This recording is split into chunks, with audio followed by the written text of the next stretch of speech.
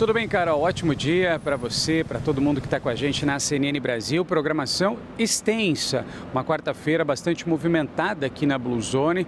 O presidente Lula, portanto, chegando por volta das 10h30 da manhã, 10h20, né? Essa é a previsão. O voo que sai de Brasília e traz ele mais uma vez aqui para a capital federal.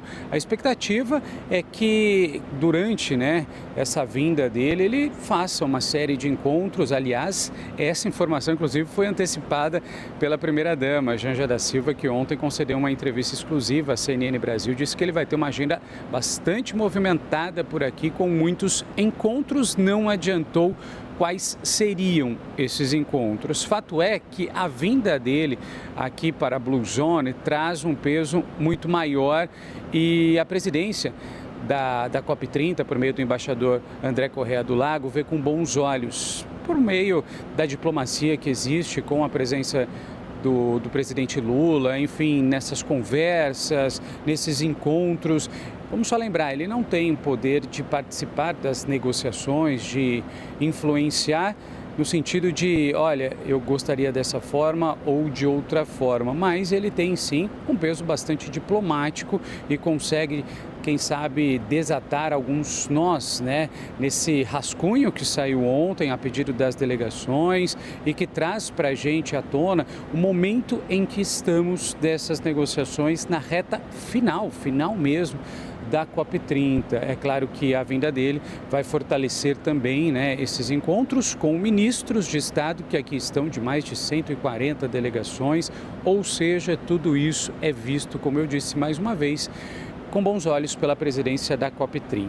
Trazendo um ponto interessante a respeito do que o presidente Lula pode encontrar e o que ele pode auxiliar nessas discussões, a gente está falando de algumas divergências, de alguns nós ainda bastante difíceis de serem desatados. Entre eles, inclusive, trago aqui uma referência do nosso âncora do CNN Money, o Fernando Nakagawa, quando a gente fala de combustíveis fósseis. Ele trouxe um olhar bastante sensível para esse ponto esse bastante delicado, Aqui na COP30, em Belém, há um impasse entre países sobre como tratar combustíveis fósseis, isso no texto, a expectativa é que tenhamos um texto final sendo divulgado na sexta-feira, assim esperamos, mas nesse rascunho já mostra aí algumas divergências. E por meio da presidência da COP30, por meio talvez dessa influência do presidente Lula, alguns caminhos foram apresentados. Trago para vocês. A primeira opção seria o foco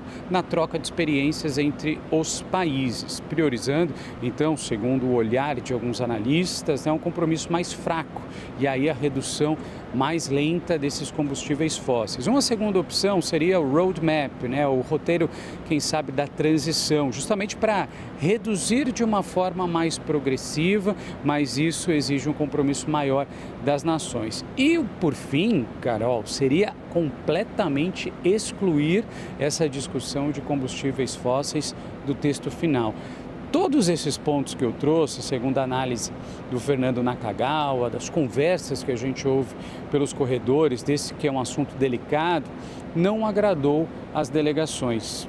Muitas delegações entenderam e enxergaram que essa proposta feita pelo Brasil é uma proposta fraca e inviável, pelo menos por enquanto, mesmo essas três opções, E aí, claro que existe uma resistência de blocos internacionais, uma resistência grande por parte dos países pobres, que vem essa redução do combustível fóssil como um custo maior, uma oneração maior para o seu caixa. E por fim, os países que já têm aí um plano mais avançado de transição energética criticam a proposta brasileira porque acham tudo isso uma proposta vaga, pelo menos esses três pontos. Então, para a gente ilustrar um pouquinho de como está o momento das negociações aqui da COP30, tamanha dificuldade, A chegada do presidente Lula, a gente vai estar na cola dele, acompanhando todas as agendas, todos os encontros, vai movimentar esse corredor aqui,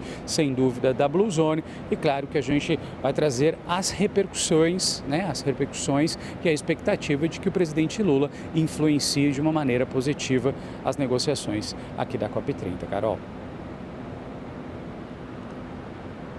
Tem de avançar. É a segunda e última semana da COP30. Renan Fiuza está de olho em tudo isso. Reforçando, o presidente Lula deve chegar em Belém por volta de 10h30 da manhã e deixa a cidade hoje mesmo. Portanto, é um dia aí de muita articulação, de muita conversa, muita negociação. Theo Cury também está de olho em tudo isso. Também está lá na Blue Zone agora em contato com a gente. Theo, bom dia para você. Temos uma expectativa da presidência da COP, que hoje seja apresentado o pacote Belém. O que prevê esse pacote? O que a gente já consegue antecipar com relação a essa que seria uma primeira parte das negociações? Carol, bom dia para você, um excelente dia para quem acompanha a gente. Esse pacote de Belém é uma primeira tentativa de a presidência da COP30 conseguir chegar a um consenso sobre o que tem de divergência, o que tem de impasse até esse momento, com relação àqueles 4 principais pontos que a gente vem observando desde a semana passada e que são pontos que geram divergência entre os países que fazem parte, que participam aqui da COP30. A gente está falando, por exemplo, do financiamento, a gente está falando da ambição para a apresentação de metas climáticas, da transparência da divulgação dessas metas climáticas e também para as medidas unilaterais de comércio, aquele protecionismo, aquela discussão sobre o protecionismo verde, principalmente ali na Europa, efetuado por países da Europa. São 4 temas que desde o início vêm gerando grande dissenso entre os países. Justamente por isso foi colocado em uma estratégia traçada pela presidência da COP30, foi colocado fora da agenda principal de negociação, que tem aqueles 145 itens, porque a percepção era, se a gente colocar esses 4 itens que estão dando problema logo de largada na agenda principal, essa agenda vai travar de maneira completa. Isso aconteceu, por exemplo, em conferências passadas, nas edições passadas. Então, como estratégia, a presidência da COP retirou esses 4 itens, esses 4 pontos que geram mais discussão, que são mais polêmicos, que são mais sensíveis e deixou eles numa discussão paralela, para conseguir de forma mais viável aprovar a agenda completa, o que aconteceu na semana passada. Isso fez com que a COP começasse de maneira mais intensa e já com as discussões, as negociações acontecendo. Poupou pelo menos ali uns 2, 3 dias de discussão e evitou que as discussões, as negociações fossem travadas logo de cara. E a expectativa é de que hoje haja uma deliberação com relação a esse pacote que o Renan mencionou há pouco, destrinchando, por exemplo, o mapa do caminho para se afastar dos combustíveis fósseis, a menção a essa proposta, que é uma proposta brasileira, no texto, é considerado um passo importante, um avanço importante, a despeito de haver essa opção